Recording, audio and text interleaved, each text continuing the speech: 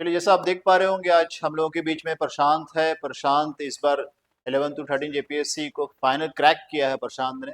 प्रशांत का जो रैंक है वो 71 है और प्रशांत को JAS पहले ही इसकी चॉइस थी, JAS।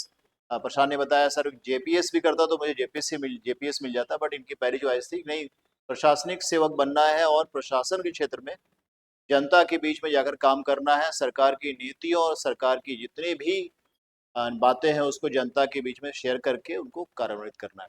तो हम बहुत बहुत स्वागत करना चाहेंगे प्रशांत को। मैं तो अक्सर बोलते ही रहता हूँ, एक ऐसे पृष्ठभूमि से आया हुआ व्यक्ति, लड़का जिसने काफ़ी मेहनत किया है और सेल्फ मेड हम कह सकते हैं कि इसने अपने से खुद को तैयार किया है। बाकी बातें आप प्रशांत की जुबानी सुनिए, ज़्यादा बेहतर होगा। Thank you so much sir. पहले तो सबसे पहले अपने बैकग्राउंड के बारे में मैं बताना चाहूँगा।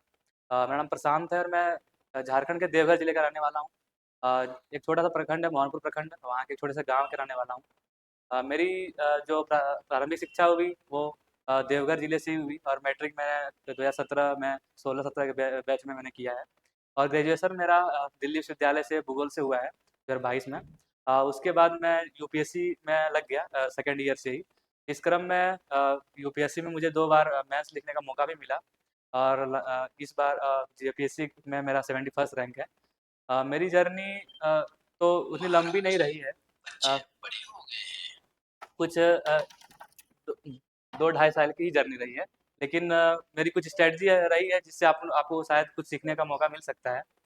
जिससे आप बहुत कम समय में सफल हो सकते हैं। जेपीएससी के लिए एज सच मैंने मेरी कुछ स्ट्रैटेजी नहीं रही थी प्रारंभ में। लेकिन जैसे ही वैकेंसी आई थी जेपीएससी की, तो 1.5 महीने का समय था प्रारंभिक परीक्षा के लिए। तो उसके लिए मैंने अपनी स्ट्रैटेजी बनाई और झारखंड जीके पे फुल्ली फोकस किया मैंने। और झारखंड जीके में कुछ पुस्तकों का सहारा लिया। शिवांगन की भी पुस्तकें हैं उसमें सम्मिलित हैं, उड़ान की भी पुस्तकें हैं। तो उस प्रयास से और सर की जो झारखंड की सीएनटी और एसपीटी की जो क्लासेस है वो तो एक रामबाण के रूप में मेरे लिए साबित हुआ। लगभग उस 12 क्वेश्चन आए थे तो में से लगभग 10-11 क्वेश्चन सही हुए। तो वो मेरे लिए एक बेस्ट रहा है। और प्रारंभिक परीक्षा के लिए तो यही रही मेरी रणनीति। और मेंस के लिए सर एक एमएमपी प्रोग्राम चलाते हैं जहाँ पे वो यदि जो बच्चे इनरोल नहीं भी किए होते हैं तो वो टेलीग्राम के माध्यम से क्वेश्चन को पा सकते हैं। मैंने अभी टेलीग्राम से सर के जुड़ा रहा और आंसर राइटिंग की, सर को कुछ कुछ आंसर भी लिख के भेजे। तो सर का योगदान है। इंटरव्यू इंटरव्यू में खासकर सर का बहुत बड़ा योगदान है। सर की जो पे बैक टू सोसाइटी चल रही है उसके तहत मैं अभी मॉक इंटरव्यू के लिए शिवांगन की पाठशाला और डीएसपी की पाठशाला में उपस्थित हुआ था और एक्सपीरियंस काफ़ी अच्छा रहा। सर ने जो क्वेश्चन पूछे, जो फीडबैक दिया उस पे मैंने अमल किया और मेरा एक सफल प्रयास रहा।